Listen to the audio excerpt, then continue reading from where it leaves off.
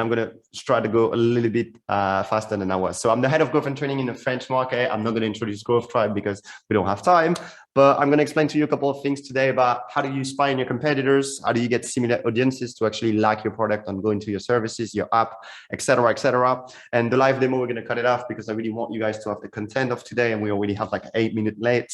So a lot of the big stories that you've been hearing about growth hacking usually, or growth marketing within the media, is usually about competitors piggybacking. And competitors piggybacking is the art, the science, or whatever you want to call it, of knowing how to basically jump on someone else's traffic, right? So the best way to have a great customer acquisition cost, which means not putting a lot of money into marketing, is basically to know exactly who your personal are, but also to know exactly who your best competitors are. Because if you know your direct competitors, your indirect competitors, and the similar audiences, which means the companies that might have kind of the same persona as you, even if they don't sell anything like you, if you know exactly that, you're going to know something that is way more important, which is the right acquisition channels for the right audience, which means that if you're doing, let's say, normal marketer, what you're usually going to do is go on Facebook ads and Google ads and try to do those huge targeting things that you have from your own segmentation. And that's great. But the problem with this is that 99% of marketers are already on these platforms, right? And you don't know exactly which one's going to work the best for you. You're going to have to work on the targeting for a couple of months before you find a good one. And then you might have to change at some point because people just change places. And the best way to do that and to counter this fact would actually to be really aware on what's working best for the market. So not just for yourself, but let's say if you identify 5 of your main competitors, and then you know exactly what kind of traffic they're getting, you know exactly what kind of acquisition channels they're going to get from, and you know approximately what they're paying from each of these channels. Well, this is going to allow you to basically like cut down a lot of the work that you would have done before. It's always better and better for your revenue and all of the investment that you put into your marketing efforts to know exactly where you're going to put your money on before you even put the money on. So that's what we call competitors piggybacking. Competitor, basically how to steal really qualified traffic at a really low cost from your competitors. And I'm going to try to make it as hands-on as possible with giving you a lot of tools that can actually help you do that. So why do we spy on competitors? Well, first thing first, it saves you a lot of time, as I just said. And basically, you know which channels are working. So it saves you a lot of time on the channels that might have been already working a little bit for you. And then you can double down on some channels and then maybe cut down some others. So that's the first main reasons we do that. Then number 2 is going to be to identify really quickly where your audience is hanging out. And that's really important because nowadays we all moving platforms really quickly. You can see now from TikTok that everyone's on TikTok now. A year and a half ago, like no one that was like above 30 wasn't there. But like there's a lot of different other platforms, a lot of different niche stuff that exists as well. You always discover a lot of things when you actually interview your users and you're like, where do you hang out? Just tell me your day from 6 a.m. in the morning till 23 in the evening. And then you'll know that 1 or 2 different acquisition channel that actually works. But another way to do that is to just go and analyze your competitors' traffic. And then you know exactly where do they get the real qualified traffic from, and you can start stealing it, which means that your customer acquisition cost is going to go down while the qualification of your traffic will go up. So it's a win-win in both situations. Number 3 is to just steal the traffic, right? It's always better to steal someone else's traffic because it's way less expensive and you know where you're putting your money on. And the number 4 is to stay aware because there's going to be a lot of competition. Maybe 5 years from now, you'll get like 20 more competition on the market. Maybe 3 days from now, you'll get another one. So it's really as well, really nice to know exactly what's happening so you can kind of like anticipate your market, etc., etc. So where do we start? Well, the first incredible resource that I want to give you today, and it's really incredible. I'm not kidding. I'm using this every single time I have to take care of an awareness problem or an acquisition problem. So it's called a competitors piggybacking canvas. This is built by Growth Tribe, obviously. And it's just a simple spreadsheet that's going to allow you to start that work of spying on the competition. So you're going to have the first column, which is the name of your competitors, but it's not just direct competitors. It can also be indirect competitors or similar audiences. Then you're going to have the value proposition. So what do they do and what's the unique selling point? What are they making different than you, basically? What makes them better or not better or different or unique, or what's the primary benefit of their service, of their product, of their app, et cetera, et cetera. And then all the other columns are about, now that I know who they are, what do they do better or differently? How can I collect data on this? How can I know exactly where do they get their traffic from? Is this working better for them on LinkedIn or Facebook? Oh, why is it that they get 30% of their traffic for those two main niche magazines in that specific B2B market? Well, then you'll know about that. You'll know exactly what kind of keyword strategy they have, what kind of backlinking strategy they have, SEO, SEA, et cetera, et cetera. And then you can actually make really informed, data-driven business decisions on how not to waste money on marketing, because let's be honest, I'm from marketing. I'm not anymore, but I'm from marketing. That's where you spend a lot of money for not really be sure if there's a correlation between your investment and the return on investments, like the revenue that you actually get from your company. So you need to be a bit more clever than the rest of the market usually. So the first step is really simple. Just type your value proposition on Google. If you do that, well, then you'll get a list of people doing similar stuff to you. So if you don't even already know, but I'm pretty sure you kind of already know what kind of competitors you have on the market, the first thing would just be to go on Google, type your value proposition. Then you'll just have a list of people that do similar things to you, et cetera, et cetera. So then you're going to fill out that first column with a lot of names in it. And the more names you have, the better, because then we're going to try to analyze all of their traffic and to see if it's worth to steal the traffic from that company or another company or another company. But let me show you a little bit more what we're going to do after that. The second step would be to use tools such as Suggest 8.0. So there's a lot of tools a little bit like this on the market. I think this is one of the best ones. I'm not really a big fan of Neil Patel, but I really like what he does on SEO tools, for example. And Suggest is going to allow you to see a lot of stuff. So the main traffic sources, you're going to see the traffic size as well. That's great if they have traffic from that website, but what if that traffic is just 20 people per month? Maybe that's not what you want, and you don't want to put any effort into doing an experiment that's going to bring you potentially 20 new people that just visiting the website, depending on your market, etc. Obviously. Backlinks analytics. So every single backlinks that they have, where do they come from? Do they have a lot of backlinks from that website? Ooh, looks like they have a partnership with that website since they have at least 20K backlinks from that, et cetera, et cetera, et cetera. Then the keyword overview, and then how to identify other competitors. So I would really urge you to use that tool, and we're going to give you a bundle with all of the tools at the end of that webinar, if you just stay until the end. So another thing that I always do, and people are not aware of that, which is weird because it's for free, but you can actually check out all of the Facebook ads that they're actually running right now. So like Instagram ads, Facebook ads, WhatsApp ads, et cetera, and you can actually do this for free with the Facebook ads library. So you type the name of your competitor, and then you can see it per country, every single ads that they're actually running right now. It's a great way to see a little bit where do they spend the money, what kind of copy do they using, what kind of visuals do they using, et cetera, et cetera, et cetera. Another one would be to do the same, but if for you, LinkedIn is more of a platform that you seem interested in, or your competitors are around, you can actually know exactly what kind of ads they're running as well. You just have to go into the page, check out the ads platform, and then you can check every single ads that they're running. But there's also other stuff that LinkedIn actually knows about you. And when you have like an ad, for example, of your competitors, because you went and checked with the hack I just gave you, well, basically what you can do is go here on, sorry, it's in French, but go here on the last one, when you go on the top right corner, then you go into the last tab. And basically it's like, why am I seeing this advertising, right? And then they're going to tell you what kind of targeting would they be using. So for example, ServiceNow, I'm receiving this ad. Why? Because I already interacted with the ad, which means they do retargeting, right?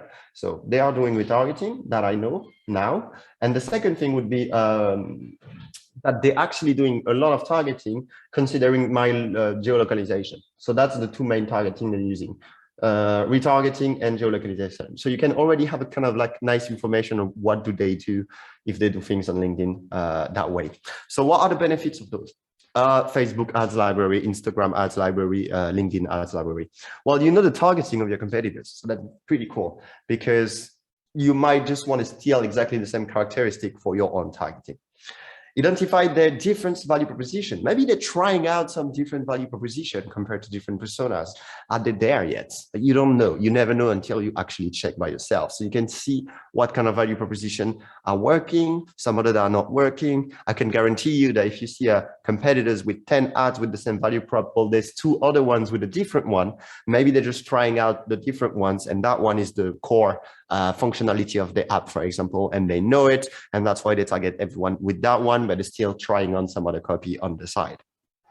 Analyze their landing page dedicated to paid traffic, because, for example, if you come to France and you type growthtribe.fr, you're not going to have the same website that we're going to give you if you go on Facebook and you have an ad from our courses, because we target really specifically. So the thing is that for our paid traffic, our paid acquisition in French, which is approximately 20%, we know exactly what kind of pages they kind of want to see, and they're really different from our website. And we've done that because of experimentation. So I would urge you to do that as well, because sometimes companies have different landing pages that you can only go to if you actually clicked on an ad. So going and check out the ads, also clicking on them, seeing where you land is actually really good practice to do. Then you can check the best practice. Are they actually doing something well or not, etc., etc. All right, I'm going to try to go a little bit more faster because we lost 8 minutes. So you can use page screen as well. So page screen is really simple. You're going to have basically a monitor. So you're going to have like a tracking tag that's going to tell you every time they're changing something. So maybe they're changing a new value proposition on the page. Maybe they're changing the wording of the CTO. Maybe they added a video on their page. Well, you'll get a notification and you'll know about it. So it's really, really cool to do competitor spying. Yeah, sorry. Reshare my slide. Okay, sorry. No one can see my slide. Yeah, it's shared, I think. Sorry, guys. Yes, it's that one. Cool. Thank you. All right. So another one that I really, really like, I use a different one. I use Build With, but that's the same tool. It's called Wapalizer, and it's going to allow me to see exactly what kind of tool they're using on their website. So it's even more performing for us at Growth Tribe, because then I can say, oh, you don't even have Odra, you don't have this, but you can actually really know what kind of tool are they using. Are they using Google Analytics or Adobe Analytics? Are they using Odra or not? Are they doing retargeting? Yes, because they have the Facebook pixel here. You can see it here, etc., etc. So this is a really cool tool as well to track basically everyone else's website. Up. So what are the benefits of doing this? You can collect the data on your competitor's website. You can use it as a competitive advantage for sure. And you can track every movement without being noticed. They won't know you're tracking the website. So let's dive into the real thing. There's a couple of other stuff that you could do. B2B is just incredibly easy nowadays. So for example, one of my favorite tools for, it's not even just B2B, you can do this with B2C platforms, is called Phantom Buster. So it's going to allow me to do a lot of different stuff. So for example, this is not a competitor, but this is a big French influencer, is the founder of the CEO of Lemlist. And I know for a fact that like a lot of people that follow that guy, they would be a perfect fit for Growth Tribe courses in France. So what can I do? Well, I can basically, if I want to, with this Phantom Buster and then prospecting, start to scrape every single comment or likes, right? So every single person that liked, I can scrape them for free. And I have a list of all of the people that commented on that specific post. Then from that, I'm going to have my list, right, on the data set, on like a spreadsheet. And then from that spreadsheet, I can basically send some real personalized message to that specific person. Like, hey, I've seen you like Guillaume a post, or I've seen that you like cold email templates, because it's what he was talking about, or something even more personalized with some variables, maybe some liquid templating. And then basically what you're going to be able to do is just to really target messages from people to do that. It's quite funny, by the way, because a lot of like 2 of our competitors, they not direct competitors, but indirect competitors in France actually try to do that with us. And not trying to do that, but we've done that to them. And then they kind of came and complained. And we're like, well, we're not really a growth hacking company if you're not even teaching that to your people and whatever. So that's quite funny, because even sometimes growth hackers get mad that you do that. But this is completely legal. And this is incredibly qualified traffic. If I scrape like the 709 likes or the 579 comments, this is going to be incredibly qualified people to come into Growth Tribe. So this is a really cool one as well. And then I can send all of my messages automatically. Obviously, I'm not going to type 500 messages. with things like prospecting, but you have linked helper as well, and a couple of automation tool on LinkedIn. What about similar audiences? Well, yeah, Growth Tribe was a good example of that. When we came into the Europe, like no one was doing what we're doing. We're the first academy of growth hacking in Europe. So sometimes you don't really have big competitors, or sometimes you do, but you want, sorry, but you want even more, right? So what you can actually have is companies that are not your indirect, not your direct competitors, but what they are is companies that have similar target audiences. How can I steal their traffic? It's great to steal traffic from one competitor or another, but what about maybe things that are not even competitors? Well, there's the two big ones. So the two big tools I wanted to show you today, they're quite famous, but I think they're the best tool for the job. It's SimilarWeb, it's the number 2, I think. So it's an incredible tool that's going to allow you to see exactly where the traffic of someone's coming from, what are the destination website, the referring website, if they come like 7% from social, what kind of social media, so maybe 37% from Twitter, 10% from Facebook, etc., etc. So that's the first tool. It's really, really incredible. And the second one is SEMrush. So for me, it's the godfather of all spying on your competition kind of tool, or even auditing your own website. You can know everything with this. You can know a lot of domain analytics, keyword analytics, a lot of different stuff. I'm going to show you maybe one technique that you can use SEMrush with. So that we just give you on grow.ac/competitors. Now, what do? I've got a lot of information from SEMrush. I know who my competitors is. That's great. But what do I do now that I have all of that data, that I know where the traffic's from? Well, one thing that you could have done, for example, with SEMrush, that one is the winner. It always works, is a backlink steal strategy. So let me show you a little bit what I mean. So for example, let's say I'm working at Toyota, right? And I want to do Google display. So a lot of banners everywhere on the web. And I know that basically I can steal traffic from Opel, right? And Opel have a lot of external link all over the internet, sending traffic back towards opel.com, right? This is normal. It's called a backlink, right? So with SEMrush, the good thing is that I just have to go on SEMrush. I'm going to type opel.com, for example, or the nextweb.com for that specific example. And I'm going to have a list, a real list of all of the backlinks of all of my competition or that specific website. And then you repeat that action with your other competitors. So you see here, backlinks, competitors, and I have everything there. So what I can do is just export that link. Then I'm going to go into my Google AdWords, my Google display banner. And then I'm just going to import the entire list, which means that when sometimes people will look for an Opel, let's say on that secondhand car kind of website, well, what they will see first is actually an ad for Toyota. So you don't have a lot of chances that they actually click on this. And this is why this is kind of a number game. The more you have, the better. The backlinks are huge. Like, I mean, Opel must have, I don't know, millions of backlinks. Then you do that with, I don't know, 7 or 8 different other car companies. And then you have I'm not going to swear, a lot of backlinks. And then you can just basically put them back into the Google Display Network. And then they're going to have ads of you before they even see the backlinks from your competitors. So they might click on you instead of clicking on your competitors. This is one of the thousands of different tactics that you can do from that specific data. So what if I don't have competitors? Well, I'm going to give you just one example, maybe 2 if I have time.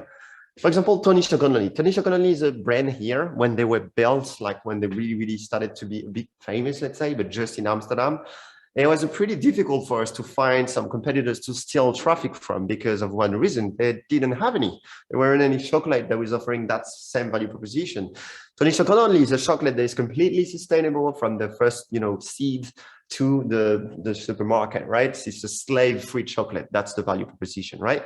So they didn't have any competitors. So what we started to think is, what is the persona, and can we steal traffic from someone that wouldn't be competitors but have a similar target audiences?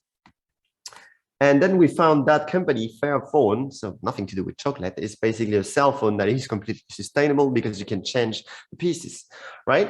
And these guys, we analyzed their traffic with SimilarWeb, and we've seen that more than 1% out of 5 were coming from a specific website called search.lilo.org.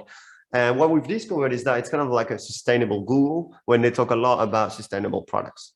So we've seen that 20% of them were coming here. We started to take a look at this, and we've seen that there's basically a news feed with all of these new products that might be sustainable, slave-free, et cetera, et cetera.